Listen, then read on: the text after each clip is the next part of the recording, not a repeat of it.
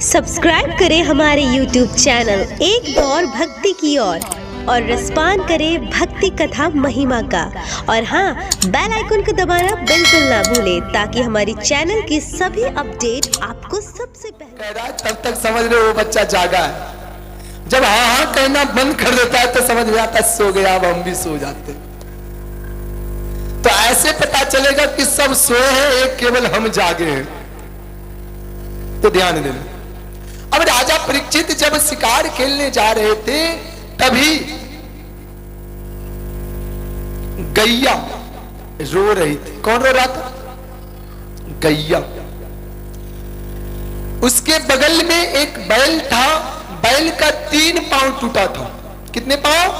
3 पांव टूटा था और गैया रो रही थी।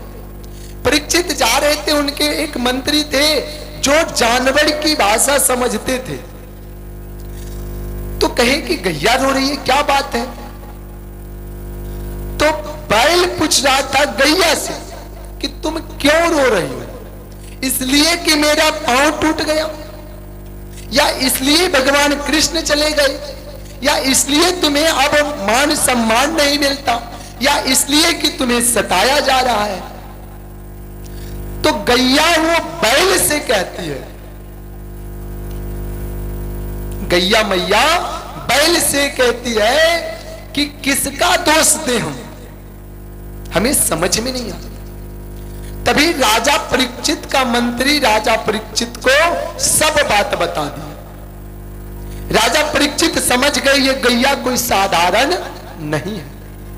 गैया कोई साधारण नहीं है, गैया पृथ्वी है। गैया पृथ्वी है और ये बैल धर्म है। धर्म का 3 पांव टूट चुका है। धर्म के कितने पांव? 4। सत्य, तप, जप और दया, ये 4 पांव। और इस 4 पांव में 3 पांव टूट गया है, 1 पांव बचा हुआ है। अब राजा परीक्षित गैया से पूछे, बैल को जो पूछ रहा था तो सारे सुने। वो कह रही है गैया कि लोग कहता है जो लिखा होता है वही होता है, या कई लोग कहते हैं जो कर्म का फल मिलता है, कई लोग कहते हैं जो किया वो फल मिलता है।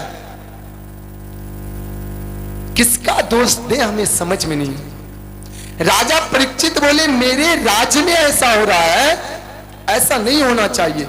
तो राजा परीक्षित क्या देखे कि एक काले व्यक्ति, काला कलोटा, मोछ बड़ा है और गाय बैल का 4था पांव भी अपने तलवार से काटना चाहता है।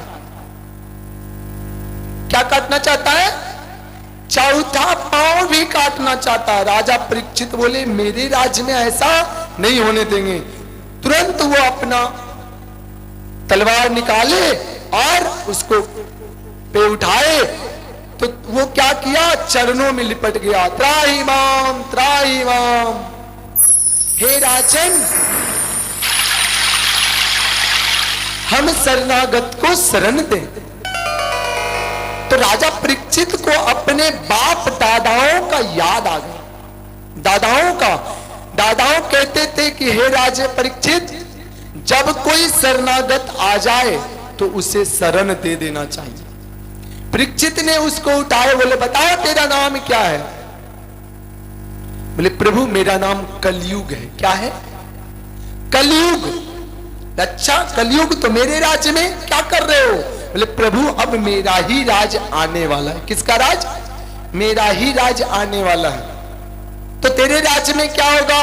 बोले मेरे राज्य में केवल गलत कार्य होंगे, अच्छे कार्य नहीं होंगे। राजा परीक्षित गुस्से हो गए कि तब तो तुम्हें नहीं छोड़ेंगे। बोले प्रभु तो क्या किया जाए? बोले तुम मेरे राज्य से निकल जाओ। बोले सब तो आपका ही राज्य है, तो जाएं कहां? मुझे कोई स्थान दीजिए, कोई स्थान दीजिए मुझे। तो राजा परीक्षित ने उसे 4 स्थान दिए। कितने स्थान? 4 स्थान दिए। जहां जुआपानम स्त्रियां सुना, जहां स्त्रियों के साथ दुर्व्यवहार किया जाए वहां कलयुग का वास। जहां जुआ खेला जाए वहां कलयुग का वास, और जहां चोरी लुटेरा हो वहां कलयुग का वास, और जहां मांस मदिरा सेवन हो वहां कलयुग का वास। 4 स्थान कलयुग को दिए। कितने? 4 स्थान। कलयुग कहा कि प्रभु जैसे हमें देखे वैसा ही स्थान दिया। अरे जैसा मेरा रूप वैसा ही स्थान, कोई अच्छा स्थान दीजिए। परीक्षित बोले बताओ, तुम ही बोलो एक स्थान तुम्हारे कहने पे देंगे। तो उन्होंने कहा कि मुझे स्वर्ण में दीजिए, सोना में। किसमें? सोना में स्थान दीजिए। राजा परीक्षित बोले तथास्तु, जाओ तुमको दिए। तो संत ने कहे, आज ऋषि कहते हैं सूत जी से कि सूत जी हमें समझ में नहीं आई, सोना में कलयुग का वास है। तो सूत जी कहे सुनो, उस सोना में कलयुग का वास है। किसमें? जो लूट कर लाया गया, जो चुरा कर लाया गया हो, जो पाया गया हो, जो खोया गया हो।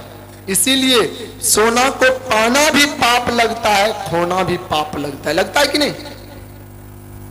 यही कारण है, सोना में जब स्थान दिए तो पाना भी और खोना भी, ये उसमें कलयुग का वास है। और जो मेहनत करके लाया गया उसमें कलयुग का वास नहीं है, याद रखना।